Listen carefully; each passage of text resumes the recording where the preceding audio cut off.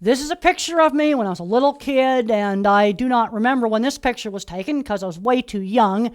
You can see I was a very nice-looking child, but I had all of the full-blown symptoms of autism, no language. And Mother got very concerned when she saw that my behavior was not the same as the little girl next door, and I was her first child. And back then, they used to say, well, autistic kids were just going to have to go to an institution.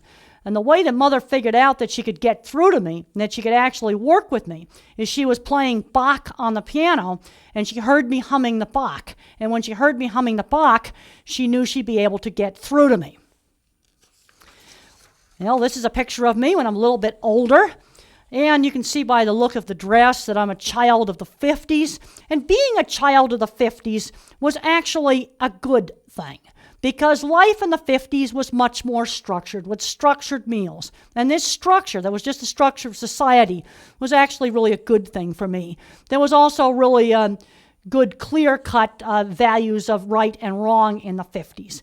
I have one other thing I'd like to discuss, and that is differentiating behavior that is just bad behavior on the part of the child and behavior that is caused by the disability.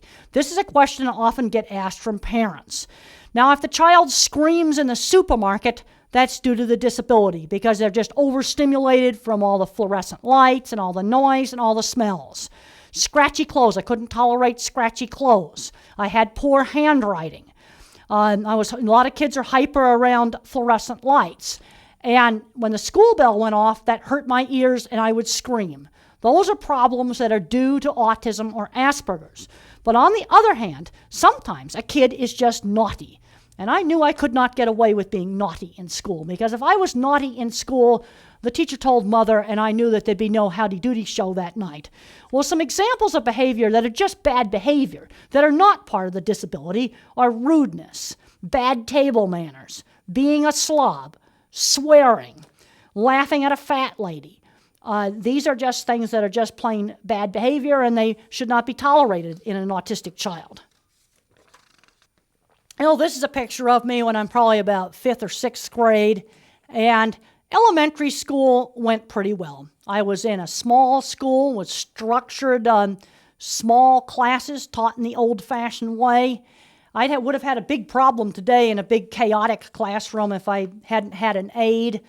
And then when I got into teenagerhood, I had a terrible time in high school. Kids teased me. High school was some of the worst part of my life. Well, this is the famous picture of me in the cattle squeeze chute out on my aunt's ranch in Arizona. And when I got into puberty, I started having horrible, horrible anxiety attacks. It was like a constant state of stage fright all the time. People will ask me, well, what was it like? And I'll tell the teachers, just imagine what it was like when you took your licensing exams. Now, just imagine if you had those kind of anxiety all the time. Well, that's the way it was with me. I was desperate for relief. Well, I was out at my aunt's ranch, and the next door neighbors were working some cattle.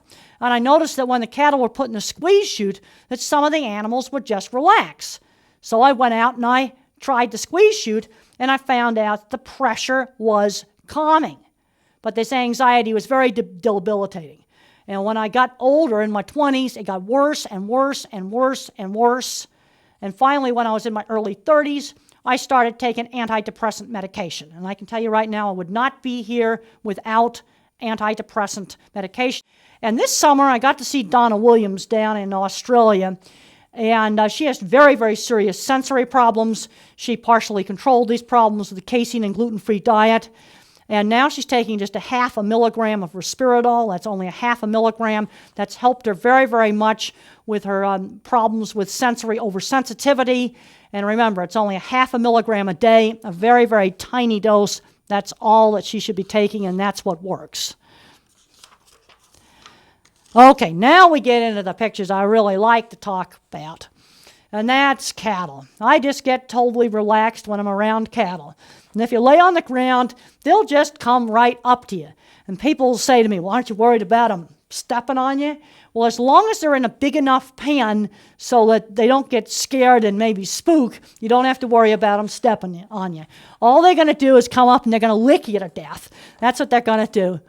But I just feel very calm and peaceful when I'm around cattle.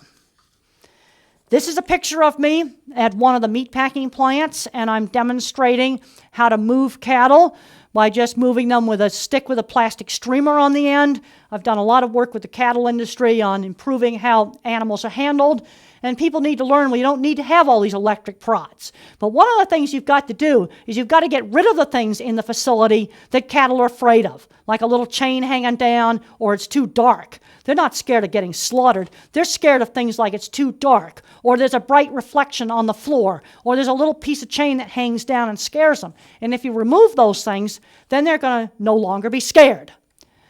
Now, this picture shows a curved alleyway in a handling system I designed for John Wayne's Red River Feed Yard back in the late 70s. This was one of my early projects. You can see the person just bringing a whole big group of cattle up around the curve, and you might wonder, why make it curved? Well, the reason for making it curved is so that the cattle think they're going back to where they came from. Cattle always want to go back to where they came from. Also, the curved alley prevents them from seeing people up ahead. The thing is, you want to work with the animal's behavior, not against the animal's behavior. And this other aerial view, this yellow facility, this is just an aerial view of a cattle handling facility I designed for a large feed yard. And I call it the almighty snake. It's got two curves, and the cattle just keep going around and around the curves, and they keep thinking that they're going back to where they came from, and they'll flow through that really easily. At Colorado State University, I teach a class in designing of cattle handling facilities. And in this picture, you can see the layout of the yellow cattle handling facility you just saw in the previous slide. And you can see it's three curves laid out along a line. And I demonstrate to the students how to do this. We also talk about cattle behavior, things that scare cattle, flight zone, point of balance. Another really important thing that I explain about livestock and about all animals is fear memories. You can get an animal that gets scared of something like maybe black hats. You might be scared of black hats because somebody abused them that had a black hat. And that's visual thinking. But it's really important with animals that their first experience with something new be a good first experience.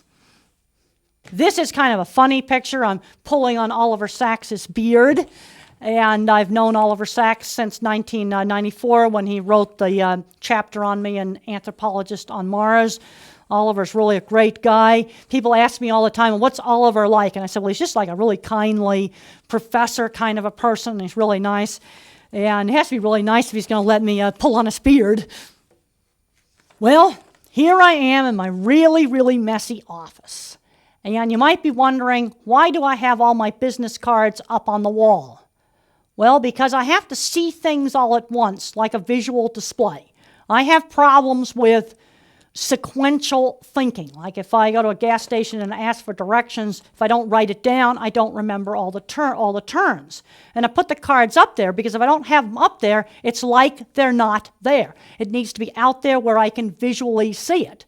And it's my visual thinking that makes me put the cards up there. I mean, I just would hate one of those Palm Pilot things because you can't see the data in it. That's the last thing that I would want.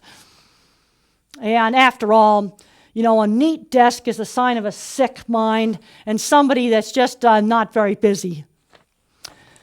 Well, I have always admired Albert Einstein. In fact, when Einstein was 3, he had a lot of autistic traits. He had no speech until age 3. He was a visual thinker. The thing is autism is a continuum from normal to abnormal. You know, when does computer nerd turn into Asperger's? There's no black and white dividing line. And one of the things that concerns me today is what if you had a little kid of 3 years old named Albert today, and he got into the special ed system, what would happen to him? Would he become a great physicist? I get worried about that. And that gets back to the whole thing of developing people's talents, taking that talent and developing it into something that can make you employable. And one of the things that really helped me when I was in high school was a fantastic mentor science teacher. And I get asked, well, how do you find mentors to help these kids? Well, they can be your next door neighbor. You never know where you're going to find them. You know, I've talked to parents all the time where a mentor that could teach a child computer programming would be just great. I can't emphasize enough We've got to develop the talent areas.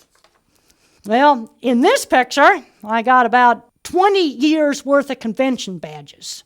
And I put all the convention badges up and hats up, and I can then look at that and I can see all the places I've been. Why is it important for me to collect convention badges? Well, it gives me a real sense of having been to different places, to have all these badges of all the different places that I've gone to. I also have a lot of badges from a lot of different meatpacking plants too, and I have those just along, one wall. But it gives me a concrete a sense of I have done something. Now, this is just a picture of me in the squeeze machine, and I can control the squeeze machine, control the precise amount of pressure. And as I said before, when I got into puberty, I started having these horrible anxiety attacks. Pressure from the squeeze machine helped to calm me down and helped to reduce the anxiety attacks. Little kids with autism will often be calmed down by pressure. When I was little, I used to get under the sofa cushions and get other people to sit on top of the sofa cushions to make pressure. Another thing that the squeezing machine does is it kind of gives me that nice feeling of being held. And I think it's very important for young kids to get that feeling of being held, because if you don't get that feeling of being held, then you're not going to have nice feelings. I find that I have nicer dreams, after I've used the squeeze machine. In order to have nice feelings, you sort of have to feel that nice, comforting feeling of being held. And it's just so important to get these little kids desensitized when they're really young so that they'll enjoy being held. This is just a close-up of me in the squeeze machine, and you can see how relaxed that I've gotten. Sort of just have to just give in to the pressure. Then it's sort of like floating. I can get to the point where it seems like all that's left is just my head outside the machine, and the rest of me is just sort of floating, totally calm and relaxed. This is just another front view of in the squeeze machine. There really isn't too much to say about this picture. I do have the drawings for the squeeze machine available. If you go to google.com and type in squeeze machine, you should be able to find the drawings, or you could write to me and I could send you the drawings. Well, this is a picture I really, really like. I'm out there with some cattle, and he's just kissing me, giving me some big slobbery cow kisses. And I have to say I really enjoy that. I just feel very calm when I'm around the cattle. And I always have people saying, "Why aren't you worried about these big animals? They're going to hurt you." Well, the thing is, you have to make sure that they voluntarily come up to you. And you're in a big enough pen, so if they got scared and spooked, they wouldn't be stepping on you. Another warning is, do not do this with bulls.